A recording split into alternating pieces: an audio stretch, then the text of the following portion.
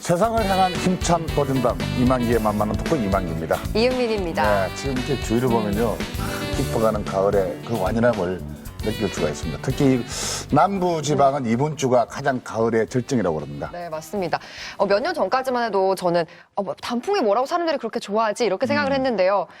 저도 이제 나이가 들다 보니까 단풍도 좀 이뻐 보이더라고요. 그래서 나이가 들어서 이렇게 가다 보면 보이는 것도 있지만 맞아요. 단풍처럼 또 때를 놓치게 되면 잃어버리는 것도 있습니다. 네. 그래서 순간순간이 주는 큰 의미가 아닌가 생각이 됩니다. 네, 만개할 때가 언제인지 기다리면서 정말 하루하루를 열심히 살아가고 있는 우리 이웃들의 이야기 오늘 또 준비했습니다. 네, 오늘은 정말 제가 네. 그동안 참 뵙고 싶었던 네. 분을 모셨습니다. 네, 세계 최고의 공항이죠. 인천국제공항공사 박완수 사장님 함께합니다. 네, 안녕하십니까. 반갑습니다. 안녕하세요. 아유, 바쁘시네.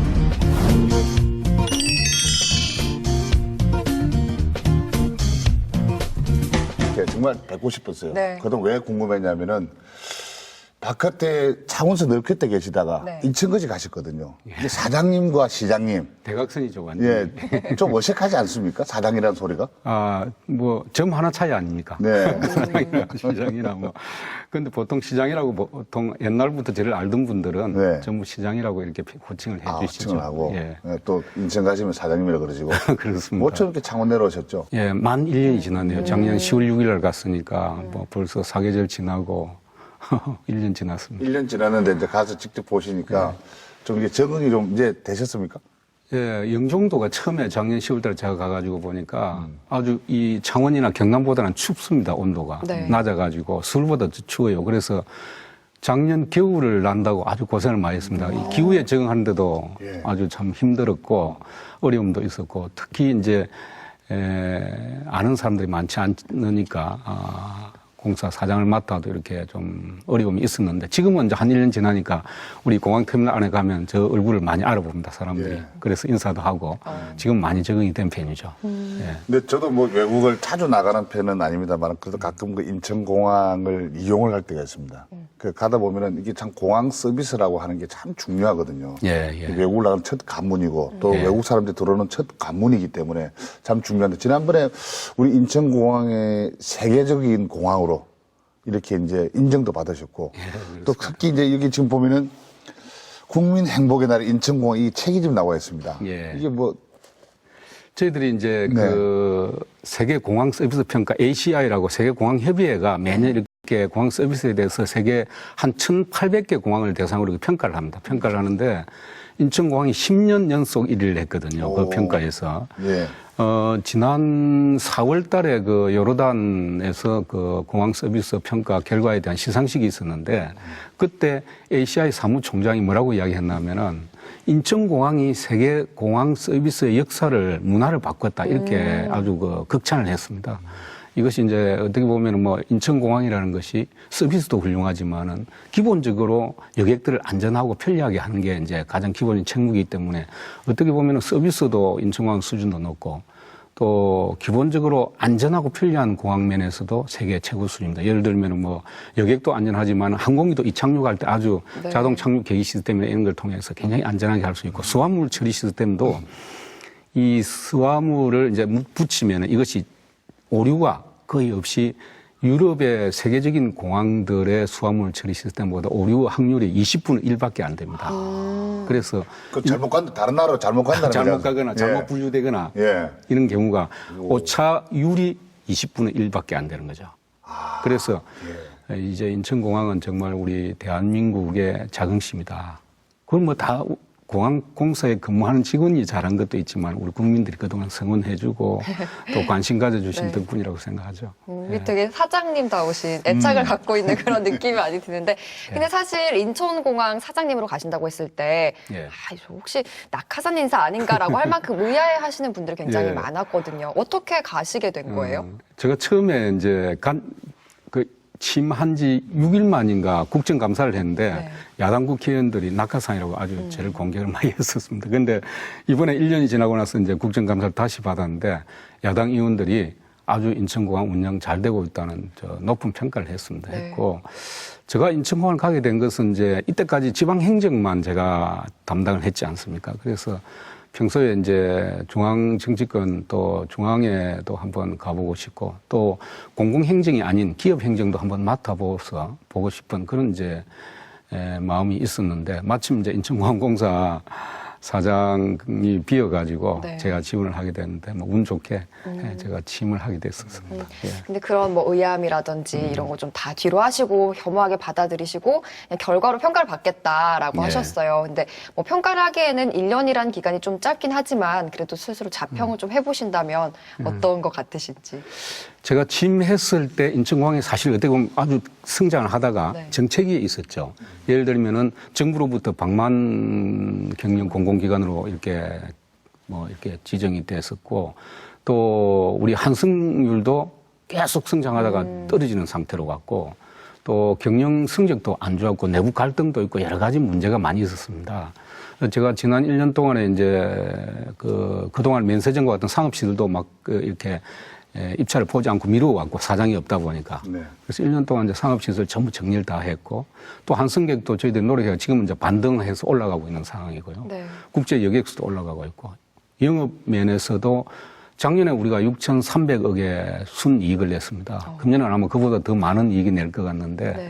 그래서 영업 성적도 좋고 또 우리 조직의 내부 갈등도 좀 봉합하고 또 새로운 비전도 제시하고 해서 지금은 뭐 아주 그 제자를 찾아가고 있다고 생각이 듭니다. 어떻게 보면 그 평생을 그 몸담았던 곳하고는 다른 세계. 맞아요. 그래서 하다 보면은 그에 따라서 뭐 갈등도 있었을 거고 또 두려움도 있었을 거고 네. 그런 것도 참 많았을 것 같아요. 근데 지금은 좀 이제 다 사라졌습니까, 그럼? 제가 사실 뭐 지도를 놓고 봐도 우리 창원과 영종도는 대각선입니다. 네. 그래서 객지고 또 업무도 좀 생소하고 해서 두려움도 있었고 또 새로운 업무에 대한 설레임도 있었는데 뭐 제가 살아온 길 자체가 도전의 연속이기 때문에 또 새로운 도전이죠. 제 인생에 한번. 그래서 뭐 지금은 괜찮은 편입니다. 근데 어차피 뭐 체감하는 것과도 다르게 결과적으로도 이런 그런 평가를 받고 있으니까 잘하고 계시다는 게 뭐 입증은 된 셈인 것 같고. 근데 전통 경영인 출신인 CEO와 좀 차별화되는 그런 사장님만의 전략이 있으신가요? 저는 항상 생각하는 게 누구든지 자기의 기본과 본분을 정확하게 알고 내가 이 자리에 뭘 해야 되는지 또 내가 이 자리에 있는 동안에 무엇을 해낼 것인지를 생각하면은 아무 문제가 없다고 생각이 들죠. 특히 CEO나 리더가 되려고 하면은 첫째는 세 가지 조건 가져야 된다고 생각합니다. 첫째는 그 조직의 비전이나 목표를 제시를 할 수 있어야 되고 두 번째는 그 목표를 실천할 수 있는 역량을 갖춰야 되겠죠. 뭐 비전만 제시하고 목표를 실현 못하면 의미가 없는 거니까. 세 번째는 그 비전과 그 내용들을 조직 구성원들에게 설득하고 소통을 통해서 조직이 일을 하는 것이지 사장 혼자 일을 하는 건 아니지 않습니까? 그래서 그 세 가지를 항상 생각하고 제가 이때까지 인생을 살아왔는데 인천공항공사에서도 저는 항상 내가 인천공항공사 사장으로서 무엇을 할 것인지 내 본분을 먼저 정확하게 인식하고 조직원들에게 비전 제시하고 구성원들과 소통을 통해서 같이 하는 거죠. 말씀을 나누다 보니까 네. 저한테는 사장님으로 오늘 사실 제가 처음으로 예, 사장님이라고 그러는데 그래도 아직까지 이게 시장이 사장님. 좀 더 익숙해져 있습니다. 근데 창원시장직을 몇 년 동안 하신 거죠, 그러면? 구 이제 통합되기 전에 구 창원 시장을 2년, 4년 두 번 했고 네. 통합되고 나서 통합시장을 이제 4년 이렇게 했죠. 합해서 10년 한 거죠. 예. 창원의 이런 격동기를 지금 겪으신 건데 10년이면 정말 창원에 대한 애정이 각별하시겠어요. 정말 그건 저는 뭐 50대를 전체 창원시에서 시장을 하면서 보내기 때문에 창원에 대한 애정도 많고 또 시장을 하면서 정말 창원을 세계 살기 좋은 도시 반열에 올려야 되겠다 하는 그런 이제 나름대로 생각을 가지고 많은 그 열정을 저는 쏟았다고 생각을 합니다. 뭐 좀 부족한 점이 많이 있었지만 고향은 그러면 사장님 창원이세요? 아닙니다. 제가 고향이 통영시 도산면입니다. 저 벽방산이라고 예, 예. 아십니까? 벽방산 밑에 있는 아주 전형적인 농촌 마을이죠. 예. 그때 그럼 통영도 이 집안하고 이렇게 좀 이렇게 잘 살았던 그런 고장이었습니다. 아니, 그때 뭐 다 우리 대한민국의 모든 국민이 그때는 참 힘든 때였죠. 그래서 저도 어릴 때 뭐 농촌이기 때문에 일과라는 게 아침에 일어나 소먹이고 오후 되면 지게지고 나무하러 가고 또 농사일 아버지 또 그들어 드려야 되고 그게 일과였고 그때 저희들 뭐 심지어 끼니를 때우기 어려워가지고 네.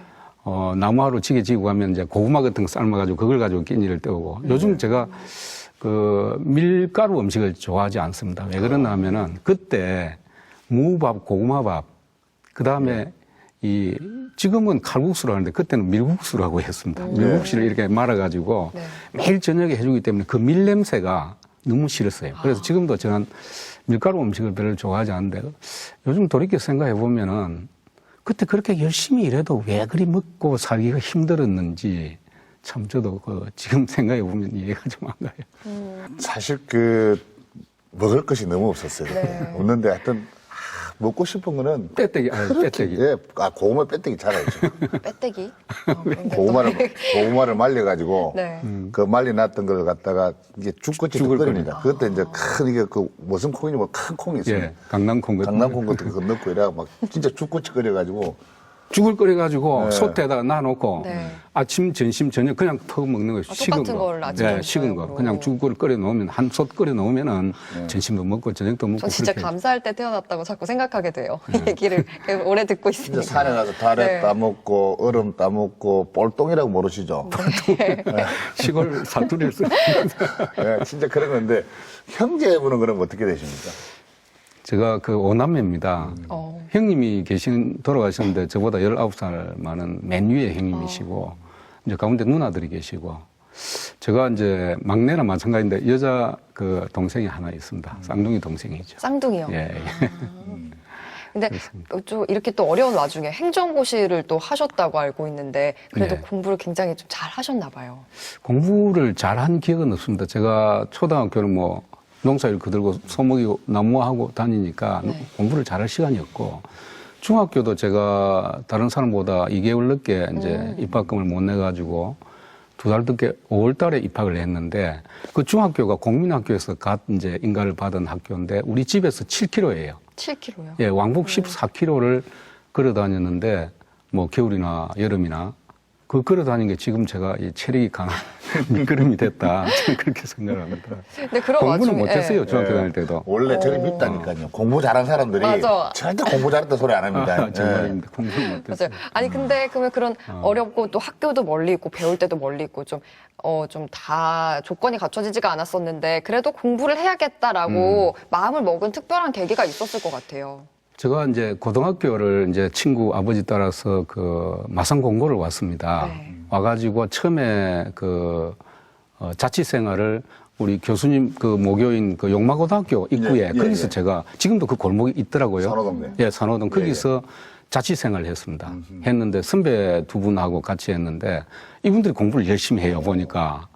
또 이게 마산에 왔으니까 농사일 그들 일은 없고 이제 시간이 있으니까 그때부터 공부를 했는데 특히 이제 계기가 됐던 것은 이 고등학교 자취 생활하면은 쌀가지로 한 달에 한 번씩 집에 가서 쌀자루 짊어지고 와야 되는데 교복 입고 쌀자루 짊어지고 이 버스 타면은 여자 고등학생들이 보잖아요.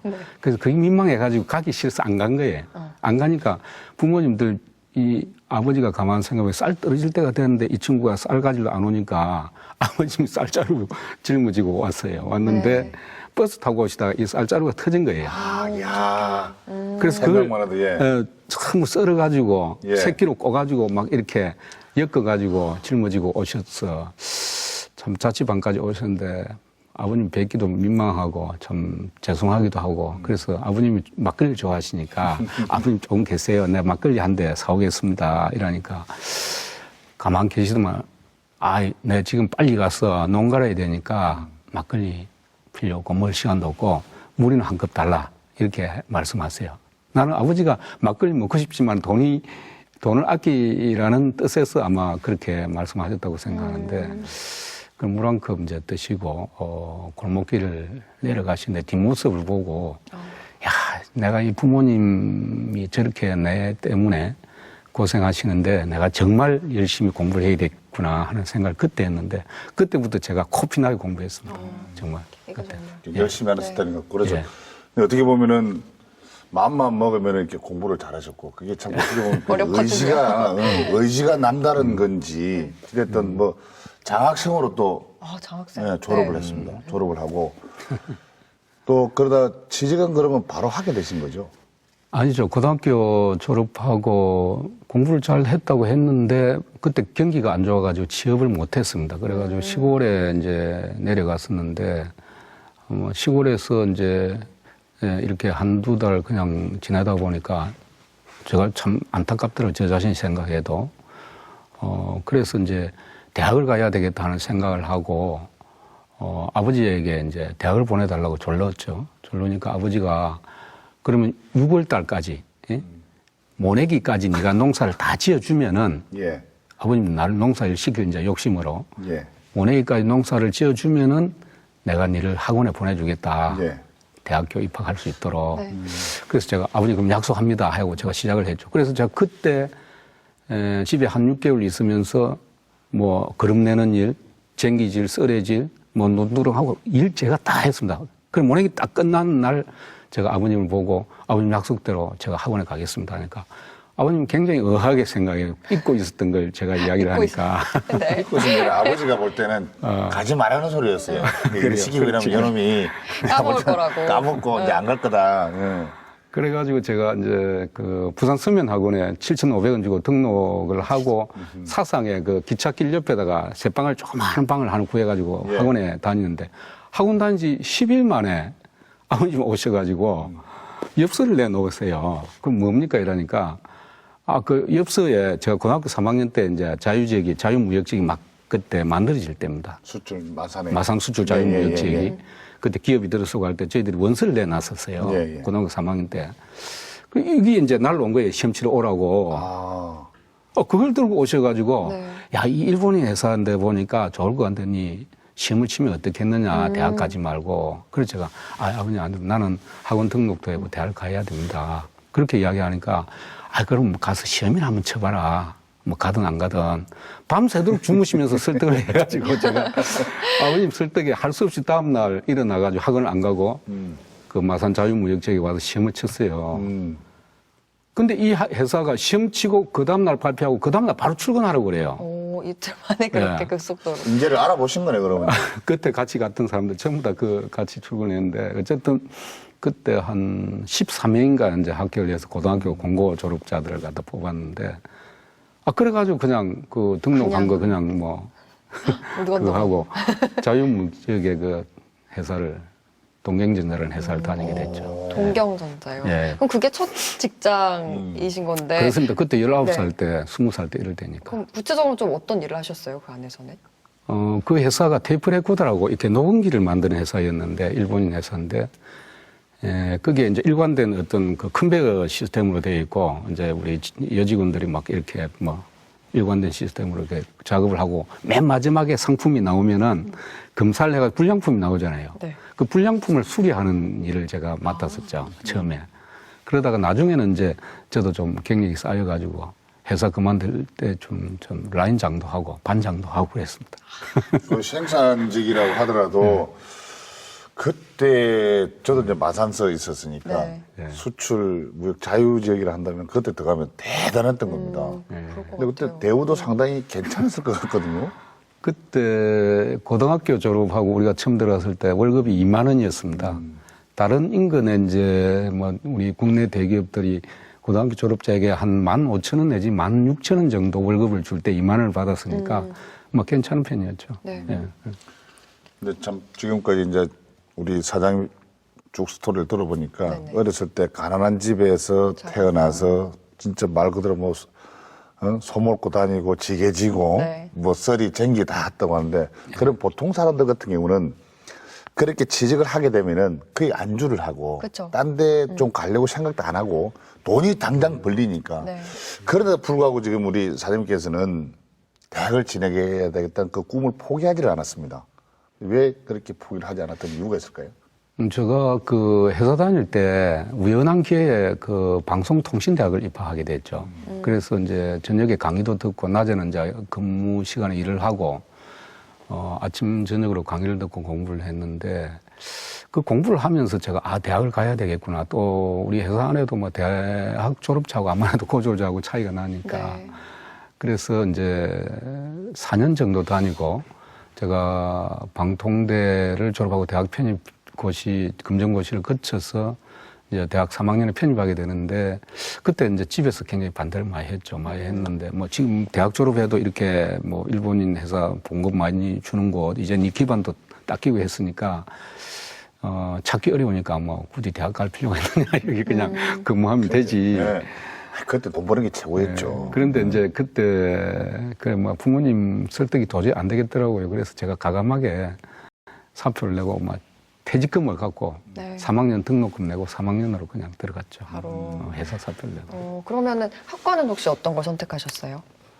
그때 이제 행정학과를 선택했는데 사실 그 선택한 이유는 어릴 때 우리 집이 좀 어려워가지고 그때 압류를 당한 적이 있었습니다. 압류요? 압류를 당했는데 그때 아버님이 원래 아버님이 이렇게 학교를 다니신 분이 아니죠. 그런데 이제 사람이 법을 모르니까 이런 일도 당한다면 법에 대한 이야기를 많이 하셨어요. 내 어릴 때 머리 기억에. 그래서 내가 아마 법학과가 있었으면 법학을 갔을 건데 그때 방송대학교에 그 법학과가 없고 행정학과가 있더라고요. 네. 그래서 행정을 선택하게 됐고 이렇게 공직에 나오게 된 계기가 된 거죠. 그때. 그러면 이제 행정학과에 들어갔기 때문에 이제 행정고시를 또 보게 되시고 어렵게 들어간 또 직장도 포기를 하시고 그렇게 했는데 얼마 만에 행정고시를 합격을 하신 거예요?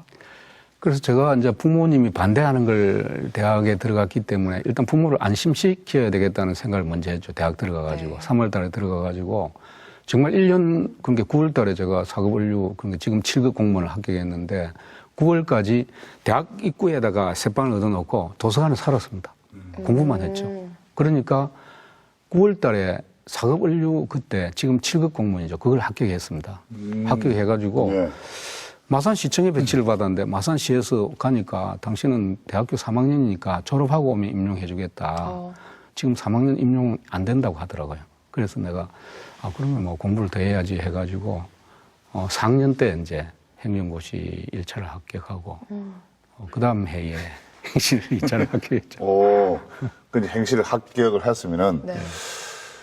그 시골에 아버님이 쌀을 가지고 아들한테 갖다 주면서 그것도 야, 터졌으니까 안타까웠어요. 얼마나 그 정도로 이렇게 열심히 공부를 시켜가지고 이제 행시가 되셨으면은 네. 제가 볼 때는 특히 또 막내 아들이고 부모님도 엄청 기뻐하셨을 것 같습니다. 예, 예, 지금 그래서 동네 가보면은 플랜카드. 플랜카드 박아서 네. 누구 집 자녀, 예, 막내. 막내 행정고시 합격 이런 거 붙였습니까? 지금은 플랜카드를 많이 붙이는데 그때는 네. 플랜카드가 그때는 없었고 그때는 제가 합격 소식을 들은 게 지금 과거 기재부 장관했던 박재원 장관하고 여기 마산에서 제가 같이 이제 합격 소식을 자기도 합격했다 나도 합격했다 알게 됐는데 그때는 집에 시골에 통영에 연락하고 싶어도 핸드폰이나 전화가 없고 동네 전화 한 대 있을 때니까 그래 전화를 하고 이제 내려갔었는데 다른 일 없었고 집에서 이제 집안 어른들 불러서 막걸리 파티 한번 하고 그다음에 이제 지금 생각해보면 여하튼 합격 것보다도 부모님을 즐겁게 해드렸다 하는데 그게 보람이 있죠. 그래서 이제 시작된 공직 생활이 이제 시작이 된 거. 지금이야 박한수 사장님 하면은 공직 생활 또 행정의 달인 이런 그 수식어들이 정말 몸에 배일 정도로 좋은 이야기지만은 네. 처음에 처음에 딱 하고 나서는 무보직 발령 대기를 경남도 기록에 나와 있습니다. 이게 어떻게 된 겁니까? 제가 이제 공직에 들어가서 내무부 수술을 마치고 경남도에 이제 발령을 받아 내려왔는데, 사무관이면 도청의 계장이죠. 계장 자리를 줘야 되는데, 제가 거의 2년 가까이 계장 자리를 안 주고 일만 시키더라고요. 그런데 계장 자리가 없어서 안 준 게 아니고 자리가 비면은 네. 저에게 자리를 주는 게 아니고 시군에 이제 과장을 드리거나 밑에서 그냥 승진을 시키고 그래서 가만 생각해 보니까 제가 지금도 좀 그런데 남에게 부탁 같은 거 이 로비력 정치력이 부족해요. 말을 안 하고 가만히 있으니까 그냥 그대로 가는 거죠. 그래서 지금도 우리 집사람이 저보고 이 정치력이 부족하다 아직 시골 티를 못 벗었다 이런 이야기를 많이 합니다. 근데 그런 와중에서 이렇게 행정가로서 좀 인정을 받게 된 계기가 젓가락 때문이라고 들었는데 이건 어떤 이야기예요? 그건 제가 지역 경제 과장 할 때, 네. 과장 국장 할 때는 제가 정말 열심히 했었는데, 네네.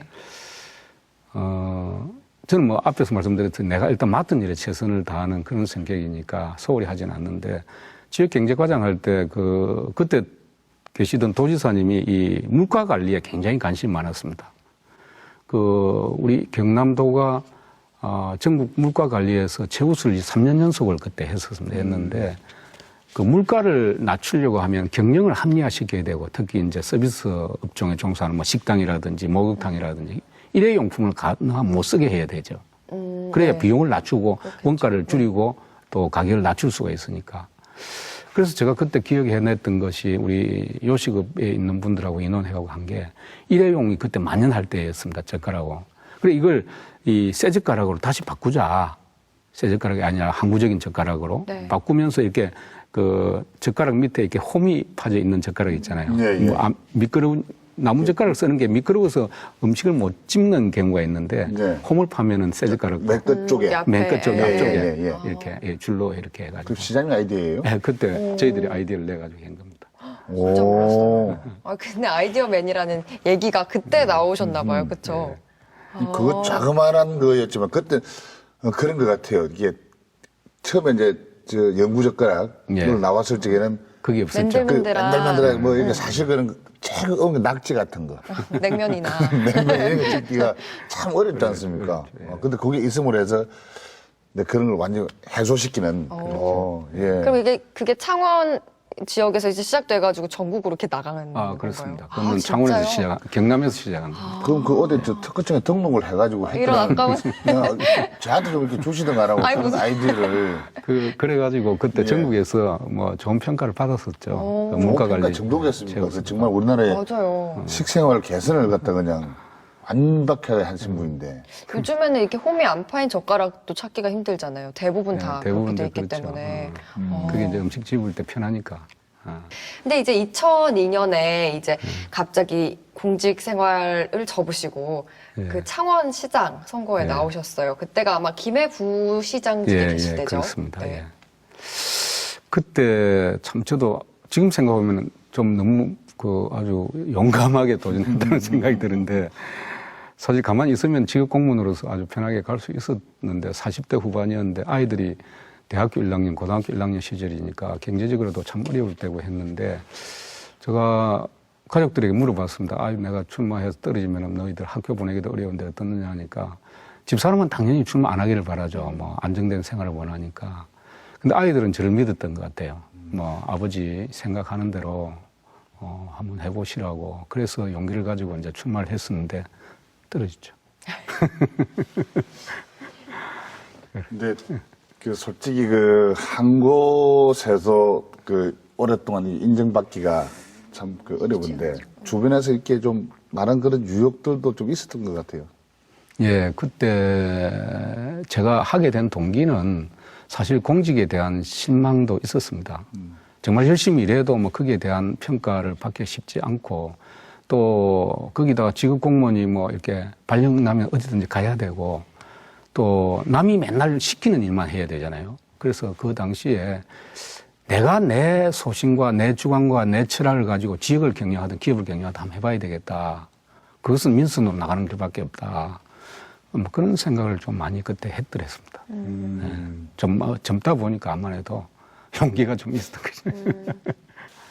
그 사실 이제 뭐 정치를 그때 이렇게 말씀을 해주시는데 근데 참 그렇게 선택하기가 예. 쉽지 않지 않습니까? 예. 특히 큰 결단이죠. 큰 진짜 본인의 어떤 결단을 하시는 모르니까 이제 무식한 사람이 이게 용기 있다는 이야기도 많이 우리가 합니다만 제가 모르니까 선거판이나 정치를 모르니까 오히려 그렇게 큰 결단을 할 수 있어요. 지금은 좀 두렵습니까?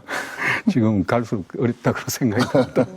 예. 사실 아까도 말씀하셨지만 저 2002년 창원시장 선거의 결과는 좀 훈훈하지가 못했잖아요. 그냥 무소속으로 출마해서 이제 낙선을 하셨는데 그때 이제 기분이 좀 어떠셨는지. 정말 저는 하늘이 노랗다는 이야기를 듣기만 들었지 실제 경험은 안 해봤는데 제가 공천 경쟁에 뛰어들어가지고 공천을 받을 걸로 생각했는데 공천을 못 받게 됐죠. 네. 못 받게 됐는데 그 전에는 선거 사무실에 가면 사람들이 많이 와서 저를 도와주겠다고 했는데 공천 떨어지고 난 그 다음날 제가 사무실에 나가보니까 저 혼자 나와 있더라고요. 사람들이 아무도 안 왔어요. 그때 제가 오기가 생긴 게 네. 아마 그때 공직에 있다가 나와가지고 공천 떨어지면 아마 중간에 중도 하차할 것이다 하는 이야기를 참 많이 했었습니다. 그때. 그런데 제가 이거 아니다. 내가 필마 단기로라도 끝까지 가겠다. 그래가지고 과감하게 이제 무소속으로 이렇게 시작을 하게 됐는데 또 무소속 해가 떨어졌잖아요. 본선에서. 떨어지고 나니까 20몇 년 동안 평생 공직에 있었던 것을 사표 낸 게 이제 실감나고 또 저축도 안 돼 있는데 조금 벌어놓은 것도 선거에 다 쓰고 생계가 어렵고 뭐 이런 또 선거 떨어지고 이런 게 한꺼번에 이제 밀려오니까 뭐 저 자신도 그렇지만 가족들이나 주위에 있는 사람 보기도 그렇고 정말 하늘이 그렇고 그때 그러면은 진짜 그런 시련 속에서 그런 아픔 속에서 극복할 수 있었던 가장 큰 그 원동력 힘이 있었다면 뭐가 있었을까요? 깡다구죠. 제가 어릴 때부터 힘든 생활 과정을 겪어왔잖아요. 그리고 인내하고 참고 하는 그런 이제 게 몸에 배어 있었던 것 같아요. 그 꾸준히 이제 인내하면서 이렇게 그걸 참아내는 어릴 때부터의 그 습관. 원래 제가 말을 많이 하는 편이 아닙니다. 성격이 내성적이고 네. 속으로만 생각하고 그 대신에 잘 이렇게 포기하거나 그러지는 않아요. 집념은 좀 강한 편이죠. 네. 근데 이제 어릴 때부터 아마 성격이 뭐 힘들고 뭐 나무도 하러 다니고 농사일도 거들고 해서 그 인내나 집념이 나도 모르게 쌓여있던 것이고 그걸 다른 말로 이야기하면 깡다구라고 합니까? 그 집념과 깡다구 했었기 때문에 아마 그런 극복을 할 수 있었지 않았나. 예. 그게 깡다구인데 예. 다른 말로 표현하면 은근과 끈기예요. 참 자기 그 생각을 꾸준히 이렇게 지켜나가고 그 집념을 가지고 해 나간다는 거. 그것은 그러니까 우리 이만기 교수님처럼 지금 훌륭한 분이 됐죠. 그럼 이제 2004년에 재보궐선거를 통해서 창원시장직을 맡기 시작하셔서 3선. 예. 이제 10년 동안 계속 맡으셨는데 사실 그 기초단체장을 10년 동안 하는 경우가 많지가 않거든요. 너무 잘 하셨나 봐요. 이 기초자치단체장은 또 지역의 주민들의 살림을 하나하나 사실 우리 생활 주변의 모든 것이 이 기초자치단체 행정과 관련되어 있고 밀접해 있죠. 네. 그래서 그런 걸 다 챙기고 그 도시의 위상이나 품격을 높이기 위해서는 정말 많은 노력이 필요한 거죠. 그래서 어떻게 보면 기초자치단체장이 정말 힘든 자리다 이렇게 생각을 합니다. 근데 창원시장으로 그 있을 때 직원들이 예. 임무 완수를 강조하셨습니다. 그 이름을 따서 완수라고 불렀다는데 이거 알고 계시는 거죠? 저는 그건 처음 듣는 이야기인데. 아니, 아무래도 이제 제가 이제 창원시의 이제 갈등도 봉합해야 되고 뭐 도시의 품격도 높여야 되니 할 일이 많으니까 네. 공무원들에게 일을 좀 많이 시킨 편입니다. 저도 물론 현장을 많이 뛰어다녔지만 그러다 보니까 공직자들이 좀 어려웠지 않겠나 하는 생각을 하죠. 근데 이제 뭐 우리 공무원들도 결국은 시민들을 위해서 봉사하는 자리니까 자기가 보람을 가지고 열심히 해야죠. 근데 아버님이 이름을 참 잘 지으신 것 같아요. 네. 완수. 그래요? 뭐든지 완수해라. 예? 만기는 뭐 기술을 그래서 그러면 창원시정을 그 10년 동안 맡으면서 임무를 완수를 했다고 보십니까? 여하튼 많이 부족했지만 열심히 한 건 사실입니다. 근데 완수를 한 건 아니죠. 지금 뭐 통합 창원시도 남아있는 과제들이 많이 있고, 또 제가 뭐 못한 부분은 또 뭐 현직 우리 시장님이나 우리 공직자들 또 열심히 하고 계시기 때문에 저는 뭐 틀림없이 우리 통합 창원시가 미래에 우리 대한민국을 넘어서 훌륭한 도시로 발전하리라고 저는 생각합니다.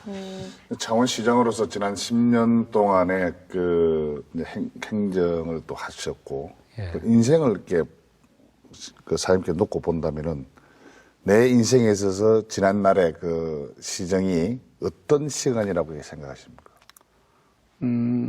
저에게는 시장을 하는 기간이 저 인생에 가장 보람이 있던 시기고, 저 인생에서 가장 왕성한 활동을 할 수 있던 50대를 거기서 보냈기 때문에 뭐 개인적으로는 영광의 시간이었다고 생각이 듭니다.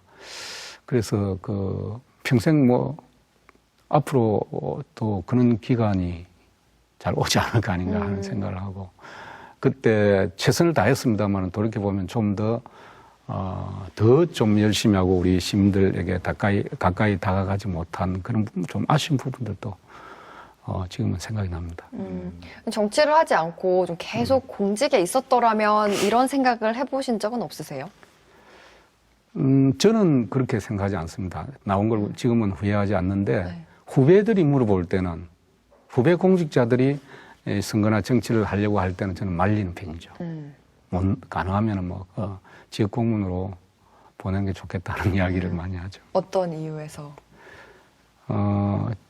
이 직업 공무원들은 평생 공직 생활을 한 사람들은 어떻게 보면 좀 이 정치권에 비해서는 좀 보호 속에 있는 것이죠. 네. 온실이라고 하면 좀 말이 좀 더 지나칠지 몰라도 그렇게 있다가 정치판에 나오게 되면 직업 공무원들은 정치 이 세파에 견뎌내는 게 쉽지 않습니다. 웬만한 그 생각을 가지지 않으면. 그리고 공직에만 있던 사람들이 겪어보지 못했던 여러 가지 일들에 부딪히기 때문에 인생을 깊게 고민하고 고뇌하고 산다는 면에서는 도움이 될지 모르지만 자기 주위에 있는 사람을 불편하지 않고 편안하게 사는 면에서는 도움이 안 되는 거죠. 그래서 가능하면 주위 사람들에게도 편안하고 본인도 편안하게 하려고 하면은 안 하는 게 좋겠다 이렇게 이야기를 하는 거죠. 저 얼굴도 그렇고 아니 네, 너무 전에보다는 훨씬 더 얼굴이 편안해 보이시고 그런 말은 듣습니다. 제가 시정을 맡았을 때는 너무 신경 쓸 일이 많아요. 뭐 조직 내부도 신경 써야 되고 외부에 또 민원이나 이런 거 신경 써야 되고 뭐 또 기관 간의 유대 관계도 신경 써야 되고 그러니까 항상 인상이 찡그려 있는 거야. 그래서 내가 인천공항을 가고 나서 내가 인상을 좀 바꿔야 되겠다. 본인 스스로 느꼈어요. 그걸 많이 느꼈어요. 그래서 가능하면 웃으려고 하고 편안한 표정으로 가려고 하는데 지금 좀 그렇게 됐습니다. 그래서 그런지 진짜 얼굴이 많이 편하게 되셨고 60갑자라고 하는 것은 어떻게 새롭게 태어난다는 의미인데 지금까지 이제 뭐 인생 60을 놓고 본다면은 살아온 그 어떤 인생 일로가 이제 좀 만족을 하시는 겁니까 그럼? 뭐 불만족스러운 부분도 있지만은 뭐 후회는 하지 않습니다. 제가 살아온 길을 돌이켜 보면은 뭐 그때 인생에 어떻게 보면 도전의 연속이었고 어떤 고비가 있을 때마다 또 그걸 뚫고 이렇게 다음 단계로 가고 했기 때문에 뭐 크게 후회는 하지 않습니다. 후회는 하지 않고 다음에 또 준비를 해야죠. 그러면 좀 앞으로 새롭게 시작하시려는 건데 새로운 꿈이라든지 또 도전하고 싶은 과제 같은 게 있으신가요? 지금까지는 이제 틀에 짜지 이렇게 공직에만 제가 많이 평생을 이렇게 보냈는데 앞으로 기회가 주어진다고 하면 우리 대한민국이 어떻게 보면은 60, 70년대 이제 고도 성장기의 그 사회적인 시스템이나 제도나 이런 걸 다 그대로 가지고 있거든요. 그러다 보니까 최근에 대한민국이 선진국이나 이렇게 더 큰 도약을 위해서 보면 좀 옷이나 이런 게 뭔가 시스템이 안 맞는 부분이 있어요. 그걸 완전하게 저는 벗어야 된다 생각합니다. 이 시기에 사회적인 시스템, 사회적인 새로운 시대 정신, 또 새로운 국민적인 의지 이런 것이 필요한 시점이 됐다. 그래서 그 새로운 어떤 사회 시스템을 만들고 또 혁신을 하는데 제가 앞으로 뭐 조금 기여할 길이 있다고 하면은 그런 노력을 한번 해볼까 생각을 합니다. 근데 개인적인 질문 하나가 있는데요. 이제 뭐 아까도 우리가 그 시장님의 그 나무 젓가락에서 새로 어떤 젓가락을 개발하셨고 또 창원시가 그 공직에 계실 때 그 자전거 누비자. 그런 아이디어는 어디에서 나오신 거예요, 그럼? 아이디어라는 것은 항상 그 기본을 챙기면 나옵니다. 시장이라는 자리는 시민이 시장을 위해서 있는 게 아니고 시장이 시민을 위해서 있기 때문에 우리 시민들이 편리하게 안전하게 생활하는데 뭐가 필요할까를 항상 고민하게 되면 이제 거기에서 문제를 제기하기 때문에 그 문제를 해결하는 방법을 생각하게 되는 거죠. 그러면 그 아이디어가 나오는 건데 누비자 같은 경우에도 창원이라는 도시가 이 미세먼지나 대기질이 별로 좋지 않다는 이야기들이 많이 있었죠. 공장이 있다 보니까 그 대기를 오염시키는 가장 주범이 자동차거든요. 그래서 이 자동차를 적게 타기 위해서 뭘 생각할 거냐. 녹색교통밖에 없거든요. 걷든지 자전거 타든지. 그래서 저는 자전거를 이제 유럽의 그 벨리브를 보고 이렇게 만들었는데 지금은 누비자를 뭐 다른 도시에 수출한다 하더라고요. 맞아요. 다른 데서도 다른 이름으로 하는 데도 있고 저도 그거 많이 이용을 하고 있고. 합니까? 네, 워낙 많은 분들이 타더라고요. 그리고 뭐 있던 데 갖다 놓는 것도 아니고 또 다른 데에 넣어놓고 또 사용할 수 있으니까 저도 몇 번 이용을 하고 있습니다. 많이 아니 어디 가서 사장님의 개인적인 이야기 예. 이렇게 참 많이 할 수 있는 공간도 없어서 처음이신 거죠? 예. 제가 참 오늘 이렇게 우리 교수님 앉아서 이렇게 이야기를 해보니까 이때까지 살아왔던 그동안 잊고 있었던 걸 전부 한번 돌아보는 계기도 되고 아주 참 좋은 시간이었던 것 같습니다. 감사합니다. 마음속에 담아두었던 이야기 다 하신 겁니까? 뭐 얼추 했습니다.